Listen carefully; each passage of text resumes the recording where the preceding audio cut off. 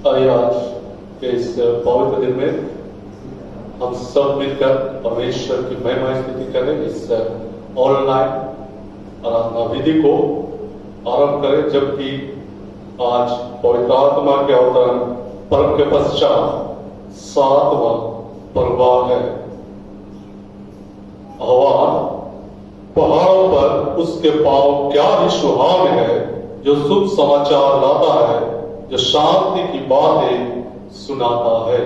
ये परमेश्वर पिता पुत्र पवित्र आत्मा के नाम से आमीन। सर्वशक्तिमान अनुरागकारी जीवित पिता परमेश्वर, हम तुझको धन्यवाद देते हैं आज की सुंदर और पवित्र दिन के लिए। तूने हमें दिया है कि हम तेरे प्रिय दास तेरी संगत की उपस्थिति में इस ऑनलाइन चर्च के माध्यम से एकत्रित हो। निवेदन है पिता परमेश्वर, तू अपने पवित्र आत्मा डेल के हर एक को पवित्र आत्मा से भर के, हर एक पवित्र आत्मा से परिपूर्ण होकर तेरी बड़ाई प्रशंसा पूरे हृदय आत्मा के साथ करे, हमारे प्रभु यीशु ख्रीस्त के द्वारा आमीन।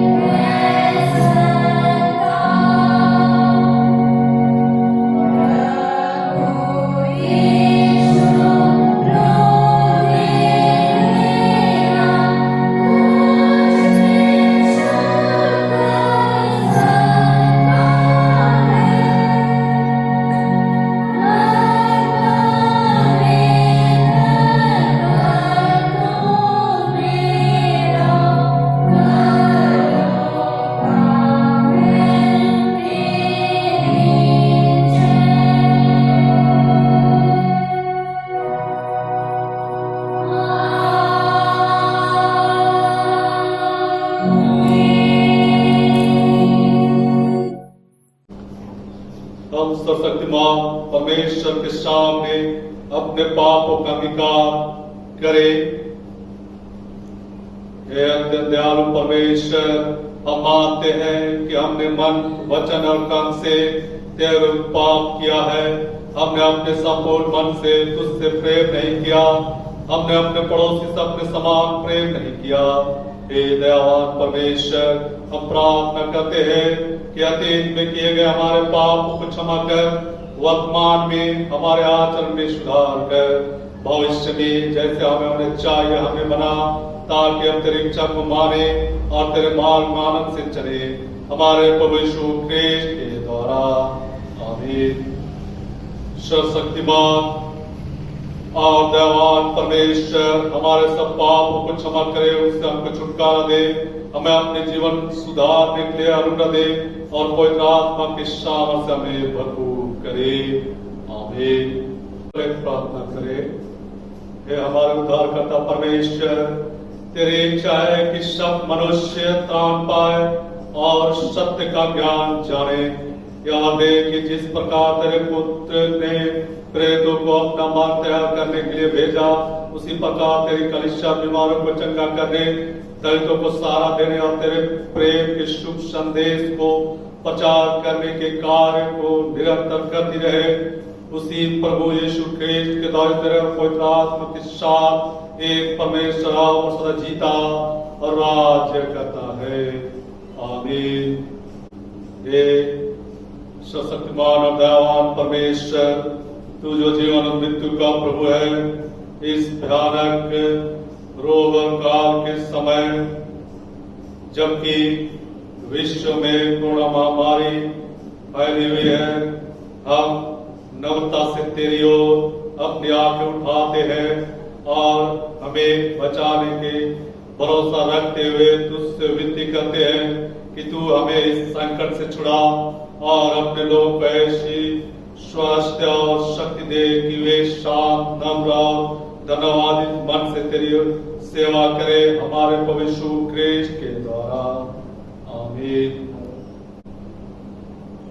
हम हमारे देश के अधिकारियों के लिए और विशेष करके इस महामारी में कार्य कर रहे नर्स, डॉक्टर, सफाई कर्मी, पुलिस कर्मी, सारे लोगों के लिए, हे परमेश्वर, जिसके द्वारा अधिकारी राज करते और न्याय करता, धर्म से विचार करते हैं, हम विनती करते हैं कि तू अपनी निरंतर आशीष से हमारे देश के अध्यक्षों की सहायता कर कि जो अधिकार तूने उन्हें दिया है उसे योग्य रीति से चलाते हुए वे उस प्रजा की जो उन्हें सौंपी गई है न्याय और धर्म से अगुवाई करे, हमारे प्रभु यीशु ख्रिस्त के द्वारा। आमीन। हे प्रभु परमेश्वर, तूने अपने लोगों को शांति से निश्चित रहने के स्थानों में वास कराता है। तुझसे विनती करते हैं कि सब ख्रिस्त गाड़ों पर आशीष दे, उनसे दुष्ट आत्मा सब बंधों को दूर कर और अपने पवित्र दूतों को अपने दासों की रक्षा और क्रांति के लिए वास करने दे, हमारे प्रभु यीशु ख्रिस्त के द्वारा। आमीन। हे सशक्तिमान पिता, जीवन और आरोग्यता के दाता, हम विनती करते हैं सब रोगियों पर दया दृष्टि कर, विशेषकर उन पर जिनके लिए हमारी प्रार्थनाएं चाहिए गई है, उन पर उनकी सेवा करने वालों पर अपने आशीष सुने, ऐसा कि तेरी इच्छा हो तो वे तन मन में चंगे हो जान और तेरी पवित्र कलीसिया में तेरा धन्यवाद करे, हमारे प्रभु यीशु ख्रिस्त के द्वारा। आमीन। हे परमेश्वर, तूने सब जाति मनुष्यों को एक ही लौट सारी पृथ्वी पर वास करने के लिए उत्पन्न किया और अपने धन्य पुत्र को इसलिए भेजा कि जो दूर है जो निकट है दोनों को मेल का प्रचार करे, या और देख इस देश के सब लोग तुझे टटोल कर पाए। और हे ईश्वर के पिता, उस प्रत्येक पूरा कर जो तूने किए कि मैं सारे मनुष्य पर अपना आत्मा डालूंगा, हमारे त्राता यीशु ख्रिस्त के द्वारा। आमीन।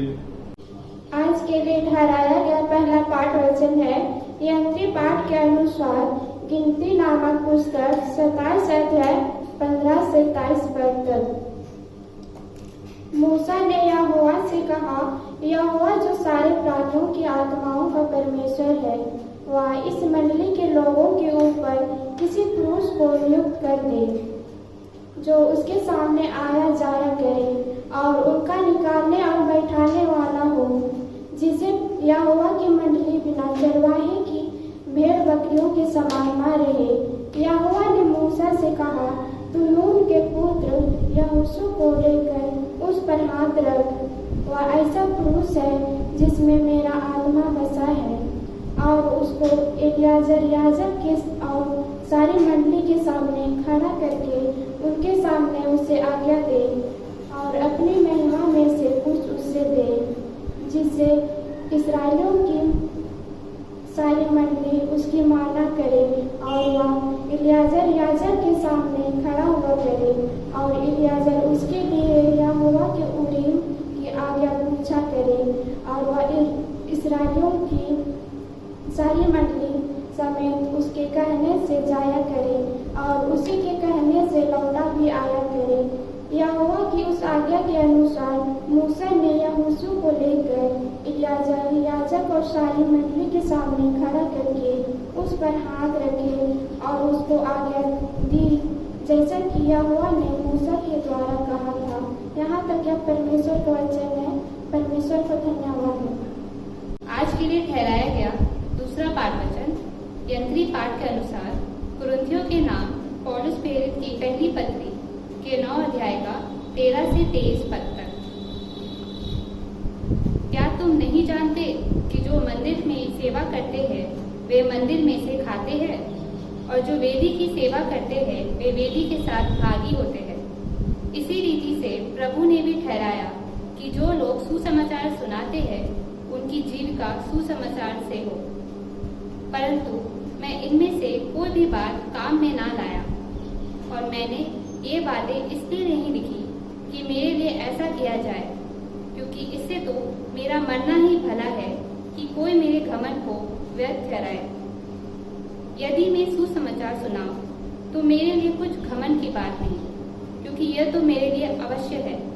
यदि मैं सुसमाचार ना सुनाऊं तो मुझ पर हाय, क्योंकि यदि अपनी इच्छा से यह करता हूँ तो मजदूरी मुझे मिलती है, और यदि अपनी इच्छा से नहीं करता तो भी भंडारी पर मुझे सौंपा गया है।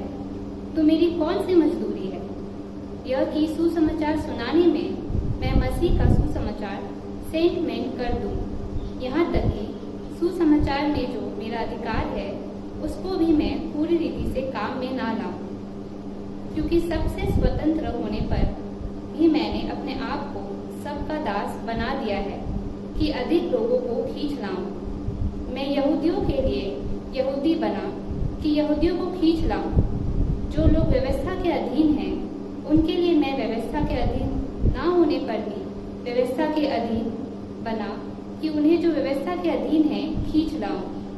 व्यवस्थाहीनों के लिए मैं, जो परमेश्वर की व्यवस्था से हीन नहीं परंतु मसीह की व्यवस्था के अधीन हूँ, व्यवस्थाहीन सा बना कि व्यवस्थाहीनों को खींच लाऊं। मैं निर्बलों के लिए निर्बल सा बना कि निर्बलों को खींच लाऊं। मैं सब मनुष्य के लिए सब कुछ बना कि किसी न किसी रीति से कई एक का उद्धार कराऊं। मैं यह सब कुछ सुसमाचार के लिए करता हूँ कि औरों के साथ उसका भागी हो जाऊं। यहाँ तक ये परमेश्वर का वचन है। परमेश्वर का धन्यवाद। गीत नंबर 134 134।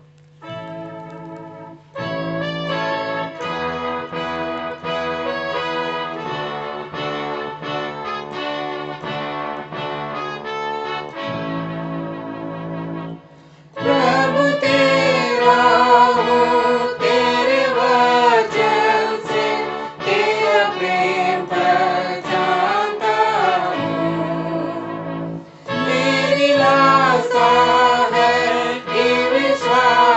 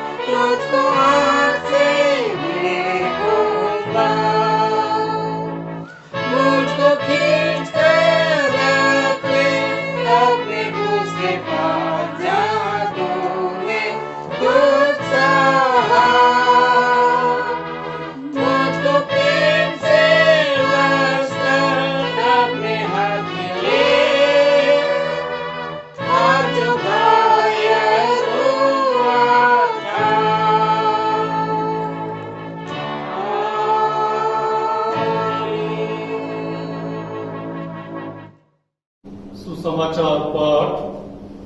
पवित्र मत्ती रचित सुसमाचार, पवित्र मत्ती रचित सुसमाचार उसके 9वें अध्याय में लिखा है और 35 पद से सुसमाचार आरंभ होता है। हे प्रभु यीशु ख्रीस्त तेरी महिमा हो। पवित्र मत्ती रचित सुसमाचार 9वां अध्याय 35 पद से 10वां अध्याय का 10 पद तक और 16 पद। यीशु सब नगरों और गांव में फिरता रहा और उनके आराधनालयों में उपदेश करता और राज्य का सुसमाचार प्रचार करता और हर प्रकार की बीमारी और दुर्बलता को दूर करता रहा। जब उसने भीड़ को देखा तो उसको लोगों पर तरस आया, क्योंकि वे उन भेड़ों के समान जिनका कोई रखवाला ना हो व्याकुल और भटके हुए से थे। तब उसने अपने चेलों से कहा, पके खेत तो बहुत है पर मजदूर थोड़े हैं, इसलिए खेत के स्वामी से विनती करो कि वह अपने खेत काटने के लिए मजदूर भेज दे। फिर उसने अपने 12 चेलों को पास बुलाकर उन्हें अशुद्ध आत्माओं पर अधिकार दिया कि उन्हें निकाले और सब प्रकार की बीमारियों और सब प्रकार की दुर्बलताओं को दूर करे। इन 12 प्रेरितों के नाम ये हैं।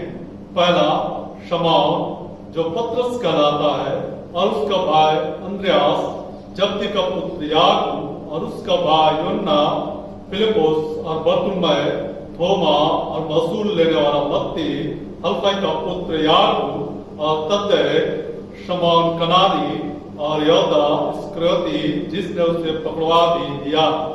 इन 12 को यीशु ने यह आज्ञा देकर भेजा, अन्य जातियों की ओर न जाना और सामरियों के किसी नगर में प्रवेश न करना, परंतु इस्राएल के घराने ही की खोई हुई भेड़ों के पास जाना और चलते चलते या प्रचार करो, स्वर्ग का राज निकट आ गया है। बीमारों को चंगा करो, मरे हुओं को जिलाओ, कोड़ियों को शुद्ध करो, दुष्ट आत्माओं को निकालो। तुमने सेंत में पाया है, सेंत में दो। अपने पटुकों में ना तो सोना और न रूपा और न तांबा रखना। मार्ग के लिए ना झोली रखो, ना 2 कुर्ते, ना जूते और ना लाठी लो, क्योंकि मजदूर को उसका भोजन मिलना चाहिए। देखो, मैं तुम्हें भेड़ों के समान भेड़ियों के बीच में भेजता हूँ, इसलिए सांपों के समान बुद्धिमान और कबूतरों के समान भोले बनो। यह प्रभु यीशु ख्रीस्त का सुसमाचार है। हे प्रभु यीशु ख्रीस्त तेरी स्तुति हो। प्रार्थना करें। सर्वशक्तिमान निरंकारी पिता परमेश्वर, धन्यवाद देते हैं इस सुंदर और पवित्र दिन के लिए। तुमने हमें दिया है, अपना वचन दिया है और इस वचन को हम थोड़ी देर मनन करना चाहते हैं, उसको समझना जानना चाहते हैं। हमारे मन हृदय खोलकर सुंदर पवित्र बना, हमारे हृदय पटिया में अपने बच्चों को लिखना, ताकि हम उसके द्वारा तेरी गवाही दे सके। ईश्वर को मुझ में होकर अपने पवित्र आत्मा से आशीर्वाद देकर मैं नहीं मगर आप बोलने वाला हूँ हमारे यीशु ख्रीस्त के द्वारा। सब विश्वास सभी को कैसे हैं? विश्वास से, परमेश्वर के अनुग्रह से, परमेश्वर की दया से हम सब सुरक्षित हैं और जितने भी लोग इस ऑनलाइन चर्च में सम्मिलित, हर एक परमेश्वर की दया उन पर बनी है और वे सुरक्षित हैं। और जब हम सब वो कोई अवसर मिला है, हम आज के सुंदर दिन में परमेश्वर के वचन से थोड़ी देर मनन करें, चिंतन करें और वचनों को समझने जानने का प्रयास करें। जो तीनों पाठ हमने सुना है और उस पाठ के आधार पर हमारे पास आज का विषय है, जो लोग परमेश्वर का कार्य करते हैं उनको ही वह अपना कार्य सौंपता है। जो कोई परमेश्वर का कार्य करते हैं, परमेश्वर उन्हीं को अपना कार्य सौंपता है। इस विषय पर थोड़ी देर मनन करें। और जब ये बात है, ये विषय हमारे पास है, तो सबसे पहले कार्य, तो कार्य क्या है? कार्य क्या है?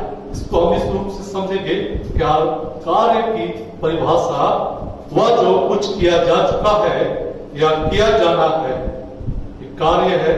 दूसरी परिभाषा किसी उद्देश्य विशेष की पूर्ति के लिए किया जाने वाला प्रयत्न ये कार्य है। किसी विशेष उद्देश्य को पूरा करने के लिए या उसकी पूर्ति करने के लिए जो प्रयत्न किया जाता है उसी को कार्य बोलते हैं। और जब कार्य की परिभाषा हम जानेंगे तो परमेश्वर के कार्य के विषय हमको जानना है। परमेश्वर का कार्य क्या है? परमेश्वर का कार्य क्या है? पहला, सृष्टि करना। परमेश्वर का जो कार्य है वह है सृष्टि करना। उत्पत्ति पहला अध्याय पहला पद में आदि में परमेश्वर ने आकाश और पृथ्वी की सृष्टि की। परमेश्वर ने सर्वप्रथम जो कार्य किया वो कार्य था सृष्टि की उत्पत्ति करना या पृथ्वी को बनाना। दूसरी बात है मनुष्य की रचना। दूसरी बात है मनुष्य की रचना। उत्पत्ति 1 अध्याय उसका 26 पद। उत्पत्ति 1 अध्याय और उसका 26 पद में हम पाएंगे परमेश्वर ने कहा हम मनुष्य को अपने स्वरूप के अनुसार अपनी समानता में बनाए। परमेश्वर ने मनुष्य की सृष्टि की और उसको अपनी समानता और स्वरूप में बनाया। और तीसरी बात है सांसों को लेना और देना। सांसों को ले लेना और उसको देने का कार्य परमेश्वर करता है। परमेश्वर का ये कार्य है। भजन संहिता 104 29 से 30 पद। भजन संहिता 104 29 से 30 पद में तू उनकी सांस ले लेता है और उनके प्राण छूट जाते हैं और मिट्टी में फिर मिल जाते हैं। फिर तू अपनी ओर से सांस भेजता है और वे सिरजे जाते हैं। परमेश्वर का ये कार्य है कि वो प्राणियों को सांस दे और उसे ले भी ले। देने और लेने का कार्य परमेश्वर करता है। और जब ये बातें परमेश्वर के कार्य के विषय जब हम जान गए तो लोगों के लिए परमेश्वर का कार्य क्या है? लोगों के लिए परमेश्वर का कार्य क्या है? जैसा जो विषय हमारे पास है, जो लोग परमेश्वर का कार्य करते हैं उनको ही परमेश्वर अपना कार्य सौंपता है। तो परमेश्वर का कार्य क्या है उसको हम जान गए। और लोगों के लिए परमेश्वर का कार्य क्या है? लोग परमेश्वर का कार्य क्या करें? क्या ऐसा कार्य है जिसको हमको करना है?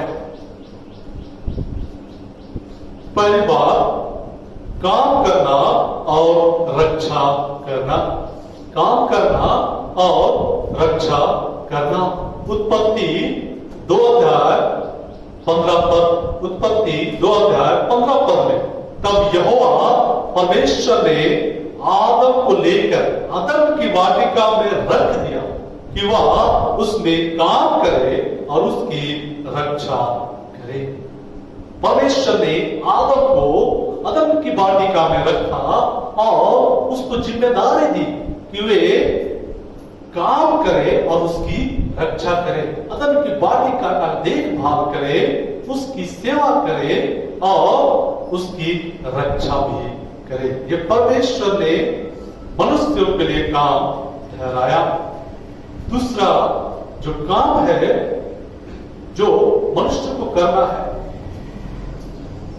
परमेश्वर की आज्ञा को मानना। परमेश्वर की आज्ञा को मानना। उत्पत्ति 2 अध्याय 16 से 17 पद। उत्पत्ति 2 अध्याय 16 से 17 पद। और यहोवा परमेश्वर ने आदम को यह आज्ञा दी, तू वाटिका के सब वृक्षों का फल बिना खटके खा सकता है, पर भले या बुरे के ज्ञान का जो वृक्ष है उसका फल तू कभी ना खाना, क्योंकि जिस दिन तू उसका फल खाएगा उसी दिन अवश्य मर जाएगा। यह आज्ञा है परमेश्वर का, जिसको हमें या मनुष्यों को मानना है। मनुष्य का जो कार्य है परमेश्वर के लिए वो है आज्ञा का पालन करना, जो अदन की वाटिका में आदम को मिला था। सब प्रकार का फल तो खा सकता है, लेकिन वाटिका के बीच जो भले और बुरे के ज्ञान का वृक्ष है उसके फल को नहीं खाना है। अगर खाएगा तो तू निश्चय ही मर जाएगा। ये आज्ञा परमेश्वर ने दिया और इसका पालन करना है। और तीसरी बात है विश्वास करना। तीसरी बात है विश्वास करना। यूहन्ना रचित सुसमाचार 6 अध्याय 29 पद। यूहन्ना रचित सुसमाचार 6 अध्याय 29 पद। यीशु ने उन्हें उत्तर दिया, परमेश्वर का कार्य यह है कि तुम उस पर जिसे उसने भेजा है विश्वास करो। परमेश्वर का जो कार्य है हमारे लिए वह यह है कि हम जिसने उसे भेजा है, परमेश्वर ने जिसे भेजा है उस पर हम विश्वास करें। और परमेश्वर ने किसको भेजा है? यूहन्ना 3:16। परमेश्वर ने जगत से ऐसा प्रेम किया कि उसने अपने इकलौता पुत्र यीशु ख्रिस्त दे दिया, ताकि जो कोई उस पर विश्वास करे नाश ना हो परंतु अनंत जीवन पाए। परमेश्वर ने अपने प्रिय पुत्र यीशु ख्रिस्त को भेजा, उस पर हमको विश्वास करना है। ख्रिस्त ने कहा, परमेश्वर पर विश्वास रखते हो, मुझ पर भी विश्वास रखो। इस काम को हमें करना है, इन कामों को हमें करना है, तभी परमेश्वर अपना कार्य हमें सौंपेगा। इन कामों को हमें करना है जो हमारे पास रखा गया, बताया गया, अभी हमने जो सुना, इन कामों को हमको करना है, तभी परमेश्वर अपना कार्य हमें सौंपेगा। परमेश्वर का जो अपना कार्य वो हमको सौंपना चाहता है कि हम वो कामों को करें, लेकिन उससे पहले हम परमेश्वर के कार्यों को करें। और तो परमेश्वर जो कार्य हमको सौंपना चाहता है वह क्या है? परमेश्वर का जो अपना कार्य है वह क्या है? इसको भी हमें जानने की आवश्यकता है। जो हमें सौंपा सुसमाचार प्रचार, ये प्रथम कार्य है।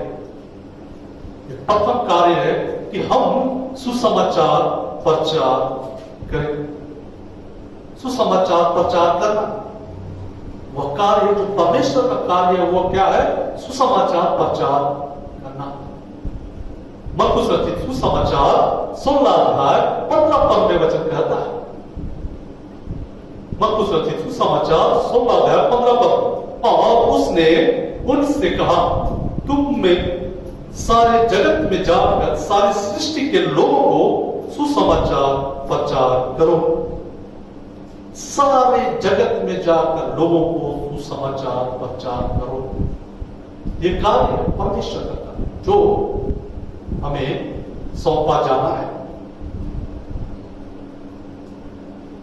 तो वो सुसमाचार प्रचार क्या है? जब हम सुसमाचार की बात करते हैं तो वो सुसमाचार क्या है?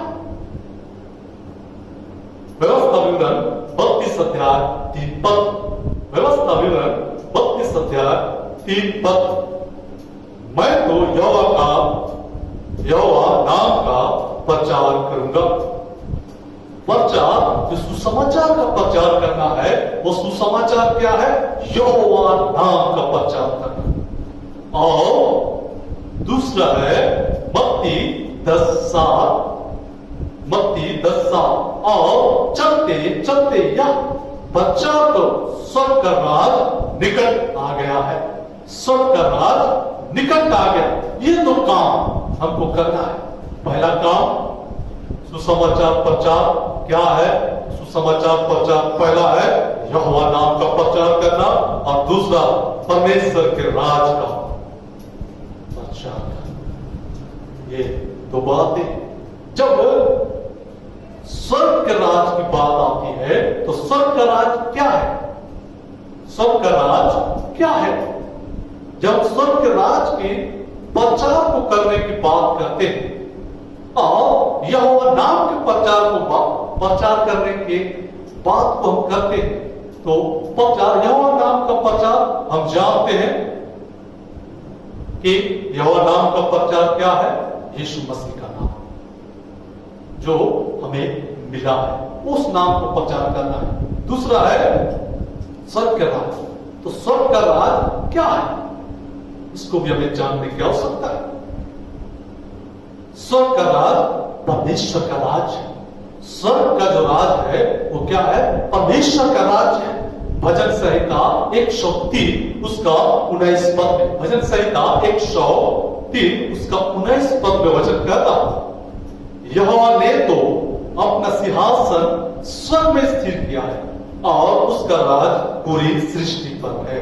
यहोवा परमेश्वर ने अपना सिंहासन स्वर्ग में स्थिर किया और उसका राज पूरी सृष्टि पर है। इस पृथ्वी पर परमेश्वर का राज। परमेश्वर का राज यह है कि वो इस सृष्टि पर राज्य करता है। तो स्वर्ग का राज कैसे पता चलेगा? स्वर्ग का राज जब पता चल गया कि स्वर्ग का राज क्या है, तो कैसे पता चलेगा? स्वर्ग का राज कैसे पता चलेगा? जिसका प्रचार नहीं करना है। स्वर्ग का राज कैसे पता चलेगा? इसे जानने के लिए उद्धार पाना होगा। स्वर्ग के राज को जानने के लिए हमें उद्धार पाना होगा। हर एक को उद्धार पाना होगा। और वो उद्धार कैसे मिलेगा? प्रेरितों के काम 4 अध्याय उसका 12 पद। प्रेरितों के काम 4 अध्याय उसका 12 पद। किसी दूसरे के द्वारा उद्धार नहीं, क्योंकि स्वर्ग के नीचे मनुष्यों में और कोई दूसरा नाम नहीं दिया गया जिसके द्वारा हम उद्धार पा सके।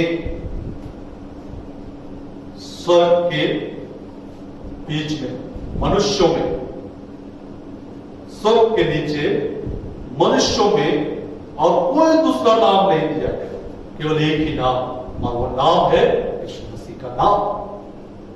और जो कोई उस पर विश्वास करता है वही उद्धार पा सकता है और वही उद्धार पाता है। वह कैसे मिलेगा? अब स्वर्ग का राज कैसे मिलेगा? स्वर्ग का राज विश्वास करने और बपतिस्मा लेने से मिलेगा। स्वर्ग का राज हमें कैसे मिलेगा? विश्वास करने और बपतिस्मा लेने से मिलेगा।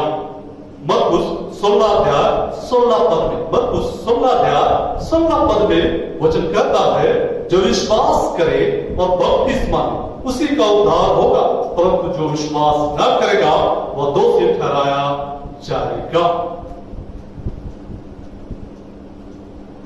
स्वर्ग का राज हमें कैसे मिलेगा? विश्वास करने और बपतिस्मा लेने से ही हमें मिल सकता है। अतः जब इस प्रकार हम कह सकते हैं कि जो कार्य परमेश्वर हमें सौंपेगा या सौंपा है, इसका कारण है कि हम जो त्रिएक परमेश्वर पर विश्वास रखते हैं, क्योंकि हम परमेश्वर के सहकर्मी हैं। हम जो त्रिएक परमेश्वर पर विश्वास रखते हैं, हम परमेश्वर के सहकर्मी हैं, क्योंकि परमेश्वर ने वो काम हमें सौंपा है या सौंपेगा। क्योंकि हम परमेश्वर के कार्य को करने के लिए अपने आप को तैयार करते हैं। वचन भी कहता है, पहला कुरिन्थी 3 अध्याय उसका 9 पद, पहला कुरिन्थी 3 अध्याय उसका 9 पद, क्योंकि हम परमेश्वर के सहकर्मी हैं। हम जो है वो परमेश्वर के सहकर्मी हैं और इसीलिए परमेश्वर अपना कार्य हमें सौंपता है या सौंपेगा। इससे पहले हमको परमेश्वर के कार्य करना है, तभी परमेश्वर अपना कार्य हमें सौंपेगा। और वो कार्य क्यों सौंपेगा यह हम जानते हैं, क्योंकि हम परमेश्वर के सहकर्मी हैं। परमेश्वर के वचनों पर हमको होता है आशीष के, हम प्रार्थना करें। सशक्ति प्रिय परमेश्वर, हम धन्यवाद देते हैं, तूने अपने वचन का प्रकाश किया प्रभु। इस वचनों के द्वारा तुम हमारी अगुवाई कर, अब जो जिम्मेदारी तुमने हमें दिया उसको पूर्ण करने में हमारी अगुवाई करना, हमारे प्रभु श्रेष्ठ के द्वारा। आमीन। प्रेरितों का विश्वास वचन एक साथ कहे, मैं सशक्तिमान पिता स्वर्ग पृथ्वी के सृष्टिकर्ता परमेश्वर पर विश्वास करता हूँ। मैं उसके इकलौते पुत्र हमारे परमेश्वर क्रिस्ट पर विश्वास करता हूँ। वह पवित्र आत्मा के सामर्थ्य से गर्भ में आया और कुमारी मरियम से जन्मा। उसने पेंतुस पिलातुस के शासन में दुख भोगा और क्रूस पर चढ़ाया गया, मरा और गाड़ा गया और मृतक लोक में उतरा। 3 दिन जी उठा, वो स्वर्ग पर चढ़ गया और पिता के दाहिने ओर विराजमान है। वह जीवित मृत्यु का न्याय करने को फिर आएगा। मैं पवित्र आत्मा पर, पवित्र कैथोलिक कलीसिया पर, संतों की संगति, पापों की क्षमा, देह के पूर्णता और अनंत जीवन पर विश्वास करता हूँ। प्रभु आप सबके साथ रहे और आपके साथ। गीत नंबर 226 226।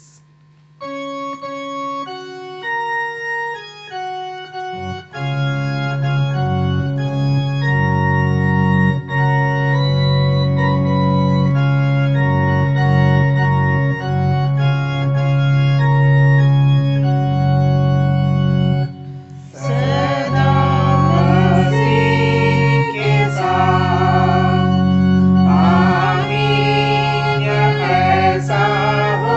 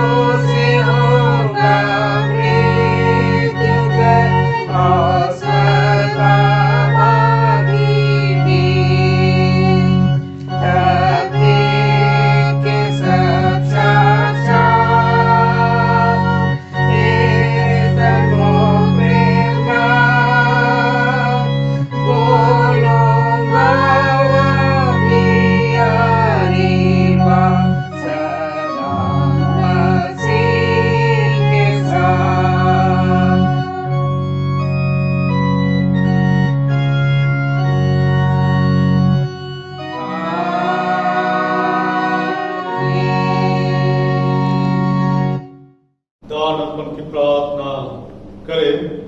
हे प्रभु परमेश्वर, अनादिकाल से अनादिकाल तक तू धन्य है। हे प्रभु, महिमा पराक्रम शोभा सामर्थ और विभव तेरा ही है, क्योंकि आकाश और पृथ्वी में जो कुछ है वह तेरा ही है। हे प्रभु, तेरे राज्य है और तू सबों के ऊपर मुख्य है और महान ठहरा है। धन्य और महिमा तेरी ओर से मिलता है और हम तेरे हाथ से पाकर तुझे देते हैं। आमीन। जितने भी कोई परमेश्वर पिता को उनके तमाम आशीषों के लिए धन्यवाद देना चाहते हैं, वे अपने मनों को तैयार करेंगे, अपने सिरों को झुकाएंगे, घुटने पर आकर प्रार्थना करेंगे।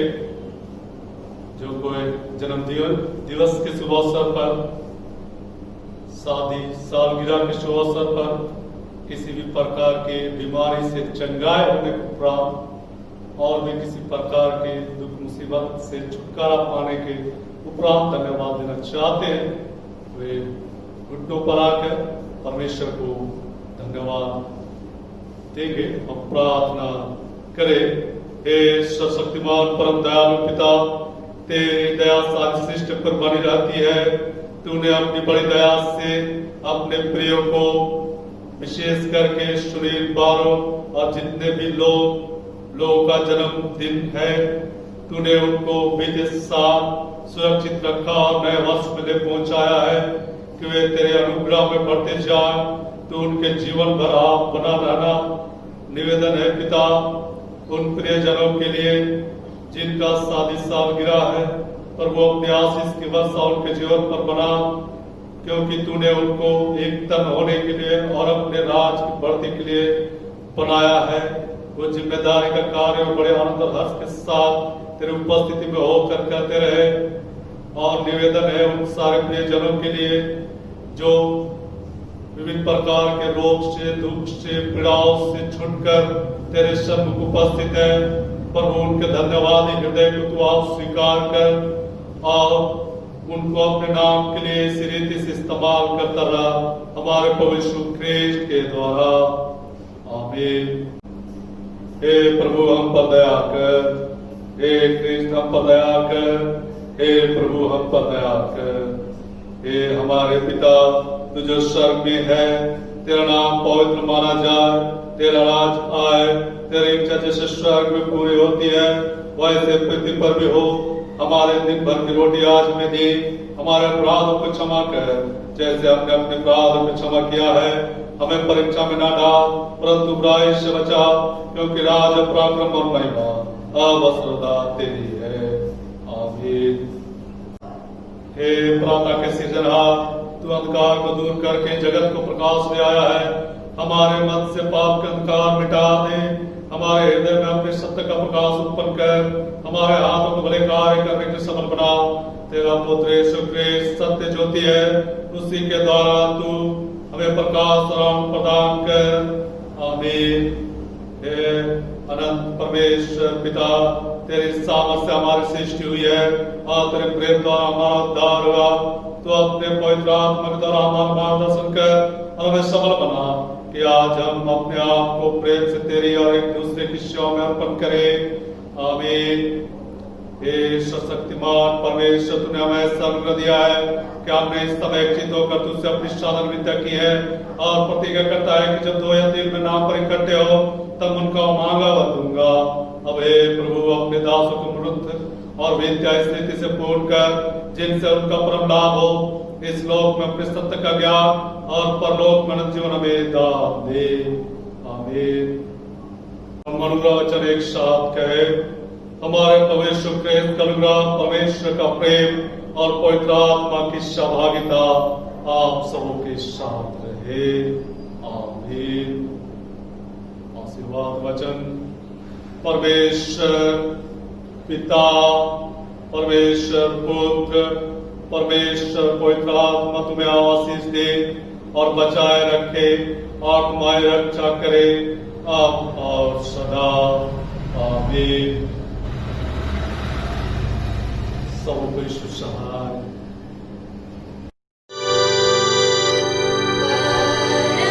परम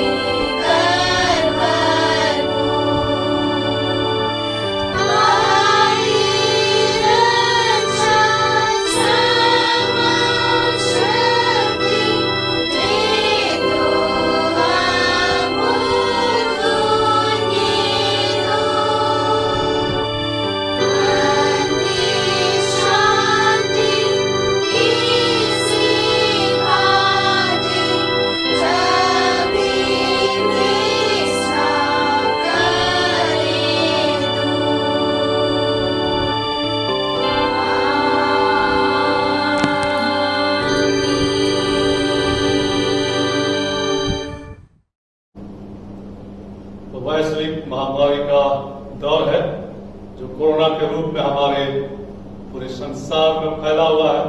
तो प्रियो, घर में रहे, अनावश्यक घर से बाहर ना निकले और मास्क लगा कर ही निकले और प्रभु में रहे और सदा सुरक्षित रहे।